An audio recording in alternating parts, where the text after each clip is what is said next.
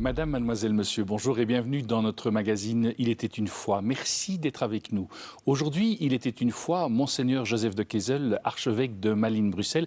Monseigneur, bonjour. Bonjour. Merci d'avoir accepté notre invitation. Merci. Depuis quelques mois, vous êtes archevêque de Malines-Bruxelles et primat de Belgique. Mais avant d'aller un peu plus loin dans notre rencontre, je vous invite à regarder ce film, ce reportage qui est signé Corinne Owen et Jean-Louis Gios.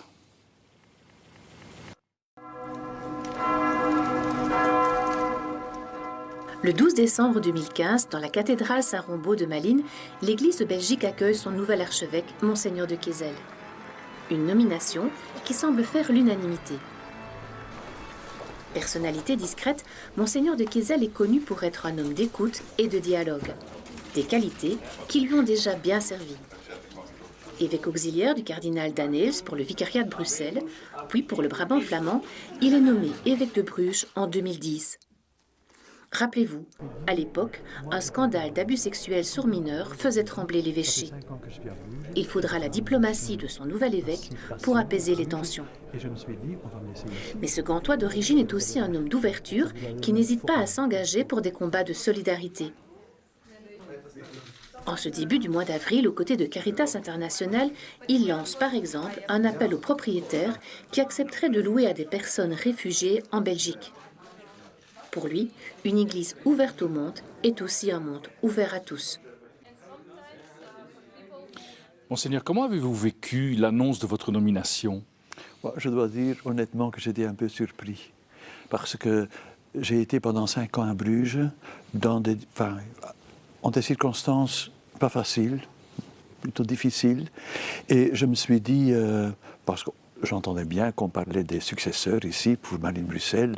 Je me suis toujours dit, ça ne sera pas pour moi, puisque je devais quand même finaliser un peu, et continuer mon travail là-bas. Je sentais que j'avais une mission là-bas.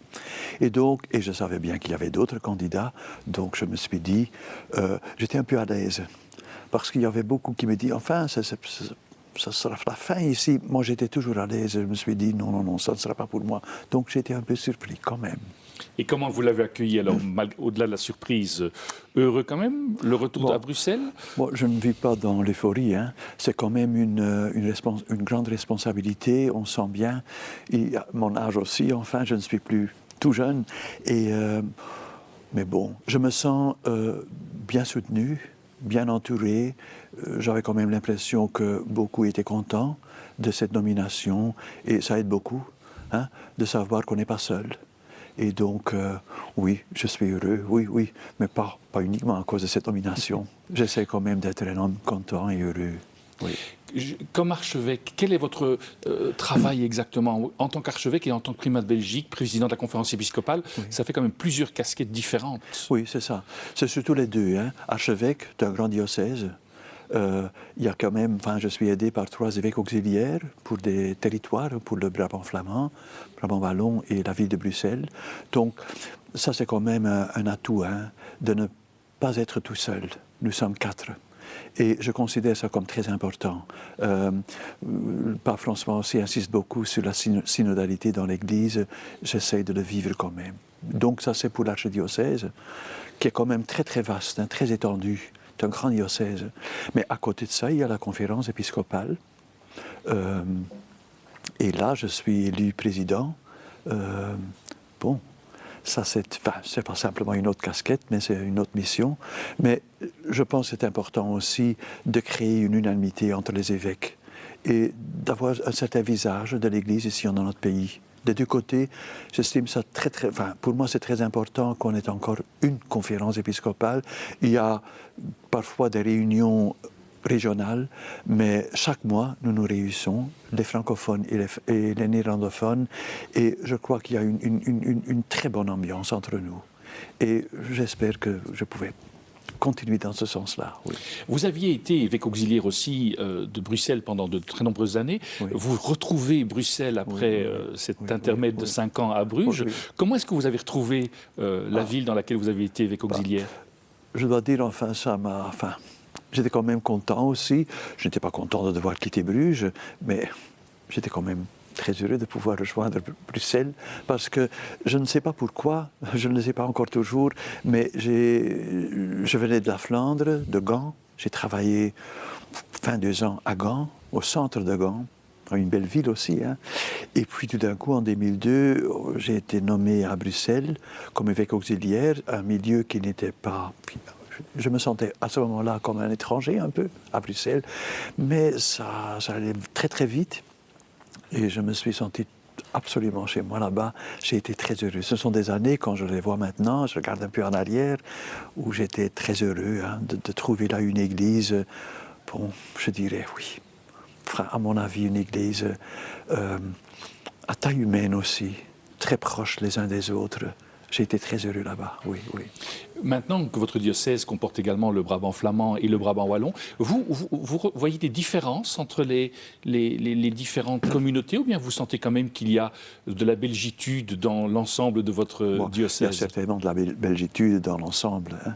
Mais il y a des différences. Je le vois bien, par exemple, dans le Brabant wallon, c'est très proche du diocèse d'Anvers, où c'est une région aussi très urbanisée. Hein, très urbanisé, avec Bruxelles aussi, où la multiculturalité est très très présente. C'est quand même... mais surtout le Brabant flamand, il y a une pénurie de prêtres et même des animateurs, animatrices en pastorale. Parfois j'ai l'impression que là-bas, la sécularisation est beaucoup plus visible que dans d'autres régions. Je ne dis pas là parce que j'ai été à Bruges. Je suis convaincu que fondamentalement, c'est le même problème, c'est le même défi, c'est la même situation. Mais au Brabant flamand, je trouve que c'est quand même encore plus évolué que, par exemple, à Gand ou à Bruges. C'est un peu comme Anvers. Mais à Bruxelles, là, évidemment, la ville de Bruxelles, là, j'ai vécu comme autre chose, hein. C'est une ville... c'est une grande ville où la multiculturalité est très présente, mais aussi à l'intérieur de l'Église. Il y a beaucoup de communautés d'origine non belge, beaucoup, comme on dit maintenant, des étrangers, mais finalement ce ne sont plus des étrangers, mais qui participent très fort à la vie de l'Église. C'est un atout, à mon avis, hein, pour l'avenir de l'Église, oui, oui. Vous dites, vous êtes originaire de Gand, vous êtes originaire d'un petit village, l'approche de Hardegem, l'approche de Gand. Vos racines familiales, quelque part, est-ce qu'elles vous aident aujourd'hui dans votre travail d'évêque, d'archevêque? Je viens d'une famille nombreuse, nous sommes 9. Hein, non, j'ai 4 frères et 4 sœurs. On s'entend très très bien et bon... Pour moi, c'est important aussi, la famille, hein, et les neveux et les nièces, sinon on devient... Il faut quand même, dans la mission que j'ai maintenant comme archevêque, le risque n'est pas... Il y a quand même un risque de rester un peu tout seul, pas une toute douche, mais quand même, hein, il faut quand même... il faut rester sur le terrain. Et la famille m'aide, mais aussi les amis et beaucoup d'autres, enfin. Mais j'essaie quand même de ne pas voler trop loin dans le ciel. Oui, oui. Vous avez quand même dans votre famille aussi un oncle qui avait été évêque auxiliaire à Gand. C'est ça. Oui, mon oncle a été évêque auxiliaire à Gand pendant longtemps. Il est nommé encore en 61, juste avant le concile. Il a participé au concile. Et... bon, j'ai toujours vécu, quand j'étais à Gand, j'ai été professeur à Gand, au séminaire de Gand, puis j'ai été vicaire épiscopal pour la formation pastorale et théologique du diocèse, pour les prêtres, les diacres, les animateurs en pastoral. Et donc j'habitais tout près de lui, c'était pour moi un deuxième père, ça je dois dire. J'avais beaucoup d'estime pour lui et lui pour moi. Il m'a beaucoup aidé, et il a eu la chance de vivre. Il était toujours en bonne santé jusqu'à 99 ans. Oui. Ah, vous avez de très très belles années devant vous, si je comprends bien. Je ne sais pas, mais enfin, espérons-le. Oui. Monseigneur, vous restez avec nous. On prend juste le temps d'une petite pause et on vous retrouve dans quelques instants. Merci, merci.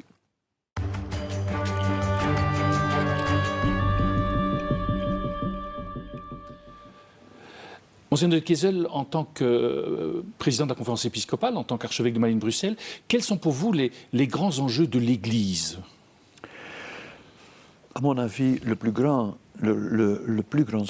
défi devant lequel nous nous trouvons, c'est, je le dis maintenant, c'est un mot qu'on utilise beaucoup, mais c'est une société sécularisée, comme la nôtre, qui est en même temps, c'est-à-dire une société sécularisée où la religion n'a plus la place centrale qu'elle avait dans le temps, parce qu'on a vécu quand même ici en Occident pendant des siècles dans une culture chrétienne, une culture religieuse, où la religion n'était pas facultative, quoi. On vivait, par exemple, comme beaucoup de pays où il y a l'islam, ce sont des pays musulmans. On a été ici, on a eu un pays chrétien ici en Occident. Donc ça a changé fondamentalement une culture. Je ne dis pas où la religion est absente, où le christianisme a disparu, pas du tout, mais où le christianisme n'a plus cette fonction et cette mission culturelle pour porter la culture elle-même. Et en même temps, cette culture, justement à cause de l'entrée de l'islam dans notre culture, est une culture qui est en même temps sécularisée, mais en même temps où la religion est présente. Non seulement le christianisme, mais aussi des autres traditions religieuses. Et là, quelle est la place du christianisme ? Quelle est la place de l'Église? Quelle est sa mission dans cette culture-là? Parce qu'on a toujours vécu, c'est une situation très très confortable, toujours vécu dans un monde qui était déjà chrétien. On sortait de l'Église, on était encore dans l'Église. Il y avait... Et donc ça c'est le grand défi, pour le dire autrement, c'est le défi aussi de la transmission de la foi. Parce que pour beaucoup de nos contemporains, je ne dis pas qu'on est contre la foi, contre le christianisme, mais on se demande à quoi bon? C'est ça notre grande question. C'est une chance, vous pensez, justement, la sécularisation, quelque part, qui invite à l'Église à se repositionner? Je pense bien, oui. Nous vivons une crise, j'en suis profondément convaincu. Parfois, il y a des gens dans l'Église qui disent « il ne faut pas dire ça, nous ne sommes pas en crise, ce n'est pas si grave, etc. » Nous sommes en crise, ça c'est vrai, ça se voit. Mais le mot crise n'est pas toujours un mot négatif. C'est aussi un kairos, comme on dit en grec. C'est une grâce aussi. Et là, je trouve, pour le christianisme, oui. Moi, je pense qu'il faut, c'est ma conviction profonde, parce que je viens de parler de la sécularisation, il faut accepter cette culture sécularisée. Non pas simplement parce qu'on n'a pas d'autre choix. Donc, en ce sens, je ne dis pas ça, il faut la tolérer. Non, il faut l'accepter de tout cœur. C'est bon, c'est bon. Je crois que ça appartient au signe des temps. Je crois que c'est une bonne chose. Pour le christianisme aussi, pour le monde et pour le christianisme aussi. Ce n'est pas une bonne chose quand une tradition religieuse a le monopole dans la société. Il vaut mieux avoir la diversité, j'en suis convaincu. Mais alors, le christianisme doit se positionner. Je ne suis pas favorable à une tendance qui existe aussi dans notre société de privatiser la religion. Pour dire, enfin, nous sommes d'accord sur les valeurs fondamentales de notre société, mais les religions, ils sont encore là, mais ce sont des affaires privées. Non, non. Il faut accepter aussi la différence, c'est-à-dire le vivre ensemble, mais dans le respect de la différence. Je crois que c'est une bonne chose. Comment justement, alors, quelque part, redonner le goût de la foi aux générations à venir dans ce monde sécularisé? Oui. Là, je pense qu'il y a... Enfin, je dis ça maintenant, enfin, c'est une question, enfin, on pourrait en dire beaucoup et réfléchir beaucoup, mais il y a deux choses que j'estime très importantes à l'heure actuelle. C'est primo, l'annonce de l'Évangile. C'est-à-dire, le pape François y insiste aussi beaucoup. Évidemment, le christianisme est aussi une doctrine très développée. Il y a beaucoup de choses à dire sur le christianisme, mais il y a aussi des choses essentielles. Et je crois que notre message à l'heure actuelle doit, enfin, surtout, je ne dis pas se limiter, mais quand même se concentrer au cœur de l'Évangile même. C'est-à-dire un Dieu qui n'est qui n'est pas indifférent, un Dieu qui a le souci de l'homme, un Dieu qui est à la recherche de l'homme, un Dieu qui aime. Nous sommes, cette année de la miséricorde, ce n'est pas un Dieu qui tout le temps est en train de juger l'homme, mais de lui donner ses chances. Je crois que donc la façon d'annoncer l'Évangile aujourd'hui est très importante. Mais d'autre part, c'est ma deuxième réponse à votre question. Je crois que le message chrétien, que l'Évangile ne s'annonce pas simplement avec des mots, avec des paroles, mais aussi en actes. Il y a quelques jours aussi, le pape qui est allé en Grèce, mais quand il a quitté pour la première fois le Vatican, il est allé à Lampedusa. Il n'a pas fait de grands discours, mais c'est un geste, c'est un signe. Et donc je viens de parler de Dieu qui n'est pas indifférent. C'est un Dieu qui a souci de l'homme. Et nous sommes appelés à être signes de ce Dieu. Et voilà.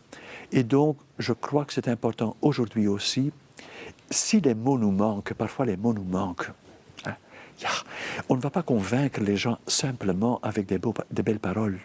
Il y a parfois des mots qui nous manquent, mais il faut avoir des gestes.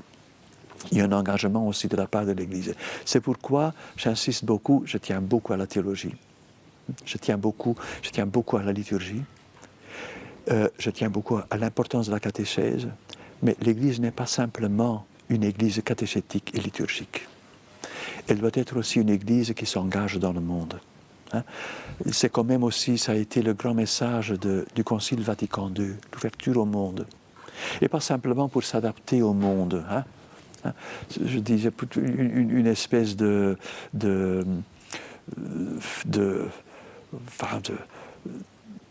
se montrer enfin, d'attirer les personnes, etc. Mais pas simplement s'adapter au monde, mais d'être ouvert au monde. C'est comme dit la Constitution Gaudium et Spes du Concile Vatican II, la grande Constitution, à mon avis encore toujours. C'était aussi l'intuition de Pape Jean XXIII, l'ouverture au monde. Mais il faut bien la comprendre, c'est-à-dire une Église qui quand il y a des défis dans le monde, je pense par exemple à la pauvreté, je pense aux réfugiés, je pense à beaucoup d'autres choses dans notre monde. Cette quête de sens dans notre monde, cette aspirer à un monde plus juste, plus fraternel, c'est aussi un souci de l'Église. Elle ne vit pas simplement sa foi dans la sacristie ou dans le bâtiment d'église. Ce sont les belles paroles au début de cette constitution, les joies et les tristesses, mais aussi les angoisses du monde d'aujourd'hui, ou des hommes d'aujourd'hui, surtout des pauvres, c'est aussi l'angoisse, la tristesse, l'espérance, la joie de l'Église. Je crois que c'est important. Comment est-ce que justement vous, comme archevêque, vous pouvez toucher ces plus pauvres, vous pouvez rencontrer ces réfugiés, et quel message vous pouvez leur donner? Oui, c'est ça, je l'ai fait, je l'essaye de le faire. J'ai été en Irak, moi je n'étais pas encore archevêque à ce moment. Je venais d'être... non, je n'étais pas encore archevêque à ce moment-là. J'ai été en Irak quand j'étais encore évêque de Bruges pour visiter les réfugiés là-bas, en Irak, au nord de l'Irak, à Erbil et à Dohuk. Donc tous ceux, des milliers chrétiens, et yézidis aussi, d'autres, même des musulmans aussi, qui ont dû quitter leur pays, Mossoul, à cause de Daesh. Et il y a moi j'ai visité des camps de 10 000 personnes, dans des containers. Je l'ai fait aussi à Bruges, je l'ai fait, maintenant je viens aussi il y a quelques jours, à Malines aussi, il y a un centre qui s'occupe des réfugiés. Enfin, j'essaie, on ne peut pas faire tout, évidemment, l'Église n'a pas le pouvoir politique, ça c'est clair, mais on peut quand même, je trouve, dans deux domaines, c'est conscientiser. C'est conscientiser. Le pape François parle de la globalisation de l'indifférence. Il faut lutter contre cette globalisation, parce que ça c'est le risque de notre monde occidental ici, de dire, bon, on est arrivé à un niveau... pour une majorité de la population, un bon niveau de vie. Mais c'est ça le risque on va se refermer sur nous-mêmes. Il Voilà, ça c'est à nous, ça on est arrivé là, bon, il faut faire attention. Et donc je crois que c'est du devoir de l'Église, hein, quand elle veut annoncer l'Évangile, que là c'est un danger. Je ne dis pas l'Évangile ne se limite pas à la morale ou à un certain vivre ensemble, mais c'est quand même une inspiration très très forte, hein, dans ce sens-là, et pas dans l'autre. Il faut quand même le dire. Monseigneur, vous restez avec nous, on reprend juste le temps d'une petite pause et on revient avec vous pour poursuivre notre rencontre. Merci.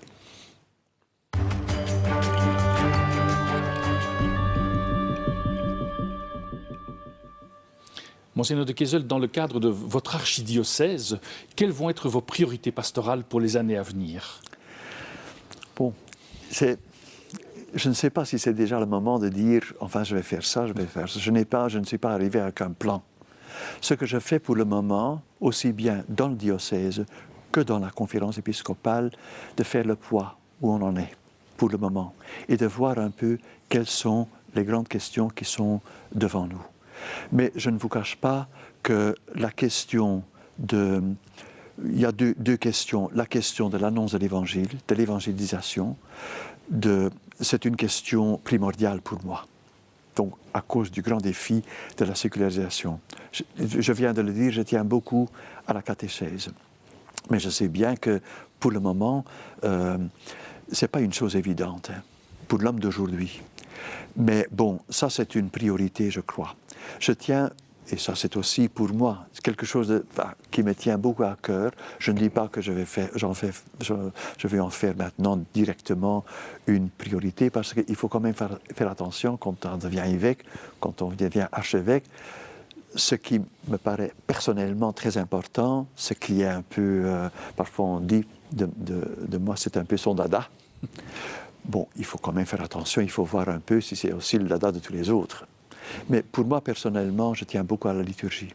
Une liturgie correcte, mais une liturgie vivante. Parce que je crois, c'est important, parce que beaucoup de gens d'aujourd'hui dans notre société viennent encore en contact avec l'Évangile dans la liturgie. Même des gens qui sont loin de l'Église, qui viennent de temps en temps, ils sont toujours les bienvenus. C'est très important qu'ils entendent là quelque chose qui touche le cœur de l'Évangile. Mais troisièmement, ce qui me paraît très important, c'est un défi qui est certainement devant nous, aussi au niveau politique dans notre pays, c'est l'Église-État et surtout la place et la mission de l'Église dans une société pluraliste. Je crois que là, il est très important, non seulement que les évêques, mais aussi le peuple chrétien, quoi. Et dans les diocèses, réfléchir sur cette question-là. Quelle est notre mission dans cette société? Dans le temps, ce n'était pas un problème. Hein. C'était de toute évidence, nous étions là. Et presque, nous étions partout. Il faut bien dire, vraiment dans une société chrétienne, la société presque nous appartenait. Ce n'est plus le cas. Et c'est une bonne chose. Hein. Et maintenant, on peut se concentrer sur notre mission primordiale. Mais c'est laquelle? C'est une question. Hein. Parce que c'est bien, on se trouve un peu comme Saint Paul, hein, sur l'Aréopage. On annonce la résurrection du Christ et beaucoup disent, c'est intéressant, on viendra un autre jour, hein, vous écoutez. Mais cette question-là, je crois, dans le respect de l'autre, hein, j'y tiens beaucoup quand je parle de la mission, de la place de l'Église dans notre société, c'est toujours dans le respect des autres convictions, toujours, et des autres religions. Et je crois que c'est là notre devoir, donc d'être unis, mais dans la différence. Quel type de société vous aimeriez bien construire?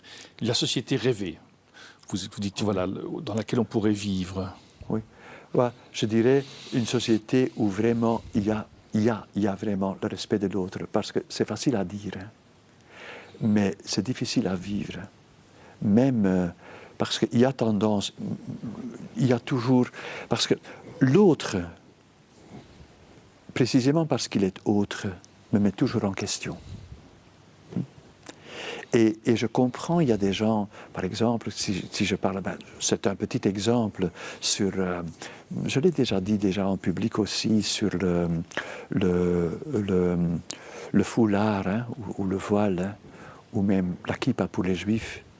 Pourquoi pourquoi ça me dérange? Moi, je trouve que c'est une question pertinente. Pourquoi? Pourquoi? Parce que par ce signe, on fait voir que je suis autre. Et alors? Je sais bien que c'est difficile parfois à gérer ces problèmes dans la société. Et je comprends aussi que les hommes qui ont des responsabilités politiques, qui doivent prendre des décisions. Mais on ne peut pas aller trop loin, hein, parce que le respect présuppose quand même que l'autre est autre. Donc il faut l'accepter. Et donc je rêve un peu d'une société non seulement où les religions, parce que la religion représente aussi une altérité à l'intérieur d'une société sécularisée. Parce que celui qui est croyant dans notre société, dans le temps c'était le contraire. Celui qui n'est pas croyant était un peu autre. Et maintenant c'est celui qui est croyant, il montre quand même quelque part son altérité vis-à-vis d'une société qui est presque de toute évidence une société sécularisée, où la foi peut être présente, mais de préférence dans la vie privée. Là, je pense quand même qu'il y a encore beaucoup de choses à faire.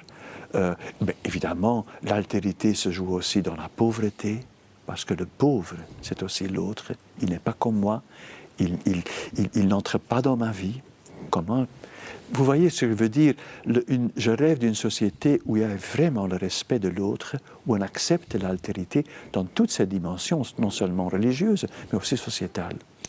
C'est un grand défi, vous savez. Et là, je suis convaincu que l'Église peut aussi aider dans la construction de cette société. Je suis convaincu. Hein. Juste pour terminer, alors dernière question. Vous avez parlé de l'autre, de l'altérité.